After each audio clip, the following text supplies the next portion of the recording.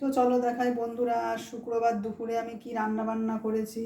প্রথমেই হয়েছে এই যে ভাত, দেখো একদম গরম ধোয়া উঠছে, গরম গরম ভাত। আর তার সাথে করে নিয়েছি এই যে লাউ দিয়ে, সজনে ডাঁটা দিয়ে আর উচ্ছে দিয়ে এই যে তেঁতুর ডাল। এইটা হয়েছে। আর ডাল হয়েছে, ডালের সাথে হচ্ছে এই যে আলু চোখা করে নিয়েছি। এই যে আলু চোখা, এটা ডালের সাথে খাওয়ার।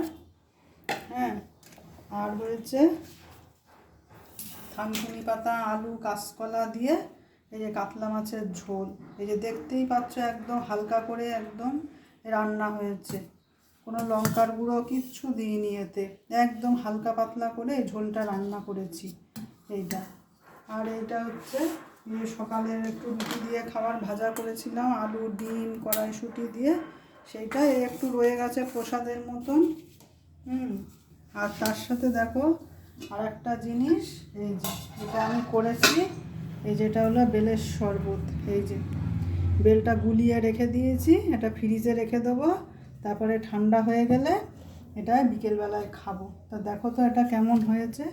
এটা একটা খুব বড় ঝামেলার কাজ, খেতে তো সবারই ভালো লাগে বেলের শরবত, কিন্তু এই বেলটা গোলাটাই একটা খুব ঝামেলার কাজ।